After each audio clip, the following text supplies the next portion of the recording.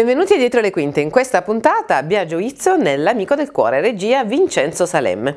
L'Amico del Cuore è una commedia del 91, era un atto unico e si intitolava L'ultimo desiderio. Negli anni successivi Salemme intuisce che la commedia ha una potenzialità maggiore e decide di scrivere L'Amico del Cuore. La commedia, dietro la trama comica, ha una vera di profonda cattiveria. Salemme in questa edizione porta in superficie la crudeltà dei rapporti umani. Ascoltiamo l'intervista con Biagio Izzo.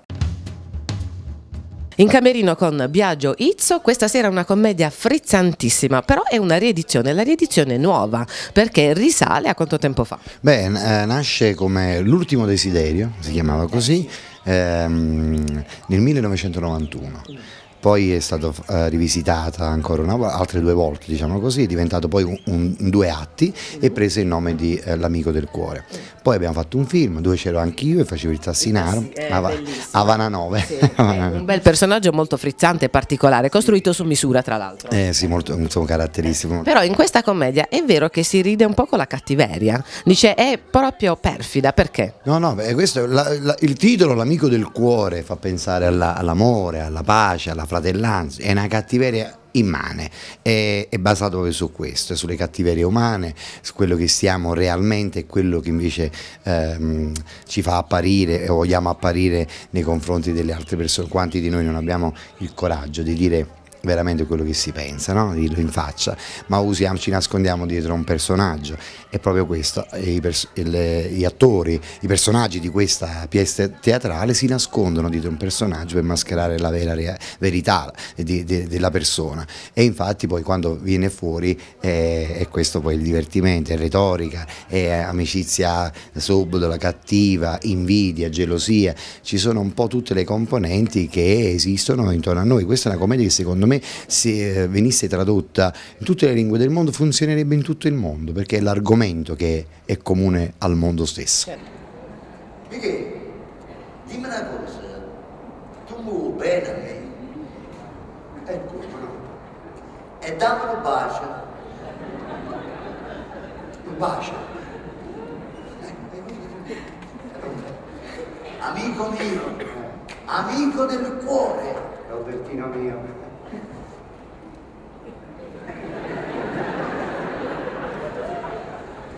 E tu? Come mai sei passato? Sono passato a salutarti. Ah, nel senso che parti? Sì, ho un aereo alle 11. Ah, e dove te ne vai di bello? Stati Uniti. Ma beato a te, vabbè, complimenti! No, Michele. Io vado in America per operarmi al cuore. Michelino Seta diventa vittima di se stesso, di tutto ciò in cui ha finto di credere, di tutto il suo provincialismo culturale. Roberto Cordova invece coglie nella propria malattia, deve subire un trapianto cardiaco con poche probabilità di sopravvivenza, un'occasione di rivalsa nei riguardi dell'amico Michelino, che ai suoi occhi appare un uomo di successo, per di più sposato con una donna bellissima. Quale occasione migliore quindi per vendicarsi di quell'amico che si dice uomo aperto e democratico, quell'uomo che giudica la gelosia un sentimento barbarico? Quale occasione migliore per dimostrare che le sue sono soltanto chiacchiere?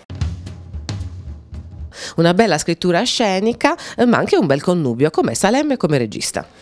Allora, l'ho già detto diverse volte, non vorrei fare retorica, non ho nessun problema con Vincenzo a dirlo, lo dico senza ombra di dubbio. Io ho avuto tanti registi cinematografici, teatrali, eccetera.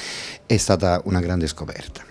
Finalmente io ho avuto una regia, ho avuto un regista, è straordinario perché lavora sull'attore, sui sentimenti, sul pathos, ti dà sempre una spiegazione. L'attore è un insicuro, devi dare sicurezza all'attore, quando all'attore tu gli spieghi perché vai in quella direzione e non nell'altra, mi dai il motivo, è una cosa straordinaria, quando ti fa capire quello che stai pensando, da dove arrivi, chi sei. Sembrano cose ma sono cose fondamentali per un attore, quindi Vincenzo è questo. A me non piace il regista che ti dà solo la visione scenica, le posizioni, l'entrata, l'uscita, o diciamo che bell'effetto scenico. No, questo mi interessa poco, mi interessa proprio lavorare sugli personaggi, la storia, emozionare il pubblico. Il teatro è questo. A qualcun altro ho dovuto sputare in faccia. Sputare in faccia? Sì. Sai quelle cose che finché stai bene dici Ma a me chi me lo fa fare di litigare con questo imbecille? È meglio che vi do un pizzico sulla pancia, ma quando vieni a sapere che ti resta poco tempo da vivere e allora dice sai che c'è di nuovo? Il mamma leva lo sfizio. Puh! Mica io mi sono preso belle soddisfazioni e da me sei venuto per ultimi, è che le cose belle si servono per il finale.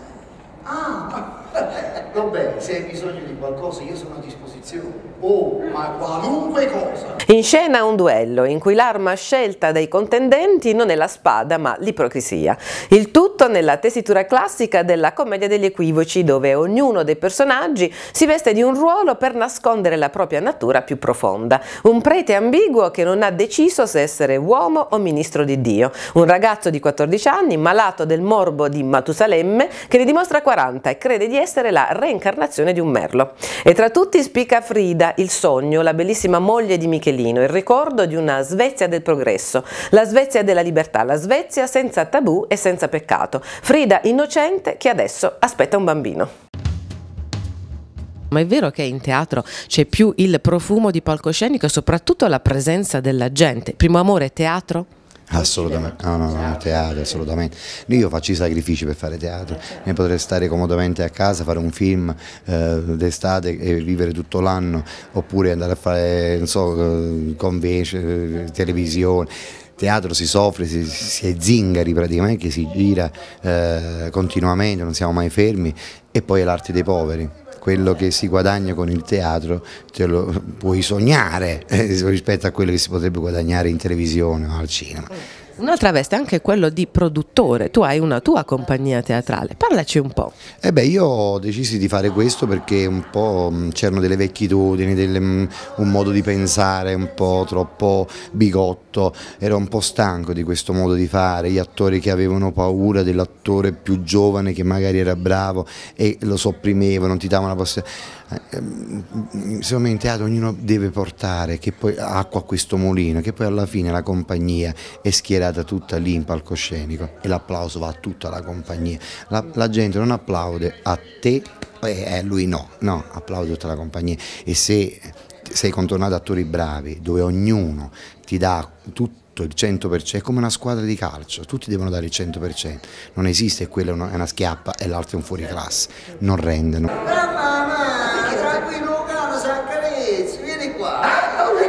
Com'è? No, non è viscido, però è ispido, è l'eczema. Sì, Coccopillo soffre di prurite, allora sarà, se no si fanno quelle crosticine che poi si rompono e se c'erano quel liquido attaccaticci, il siero, capite? Mamma mia, beh, io l'ho toccata. Non ti devi preoccupare, che il Coccopillo è abituato a essere toccato. Guarda, si sta svegliando, mica svegliando. E ad imbrogliare ancora di più la matassa interviene chi quella matassa la dovrebbe sbrogliare, la ginecologa, che rivelerà un importante particolare. Mi piacerebbe di Chiara Salemme aprire la commedia alla partecipazione del pubblico. Mi farebbe piacere che questa commedia per il pubblico in sala diventasse un aneddoto sul quale ognuno potrebbe essere chiamato ad esprimere la propria opinione. Mi piacerebbe che ognuno degli spettatori maschi si domandasse: ma se il mio amico del cuore in punto di morte mi venisse a chiedere, come ultimo desiderio, di andare a letto con mia moglie, cosa farei? E mi farebbe anche piacere sapere cosa ne pensa la moglie. Che cosa ti senti di consigliare ai giovani che vogliono oggi fare gli attori? Qual è il primo consiglio da dare? Guarda, io faccio questo mestiere, l'ho scelto e dico che è il mestiere più bello del mondo. Quindi tutti ai giovani che vogliono fare questo mestiere io ve lo auguro di cuore, perseverate, però dico attenzione. Questo mestiere anche ti inganna perché sembra, visto da fuori, una sfera dorata, perché tutto luccica, tutto è bello, ci sta la riconoscibilità, l'affetto della gente, pensano alla ricchezza, ai soldi. Beh, se pensi questo cambia mestiere.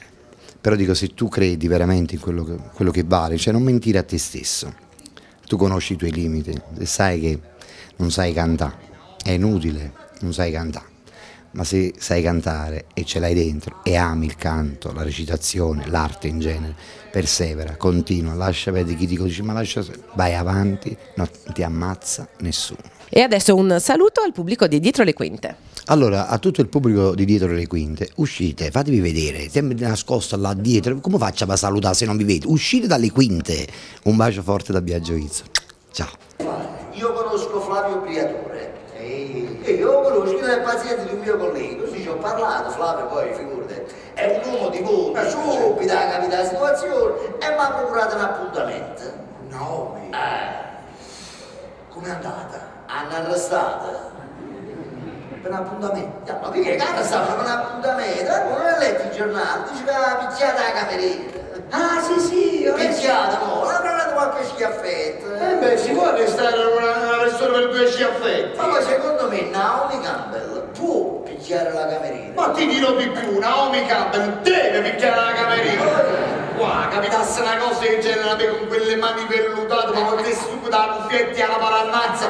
Naomi, accidente mazzata!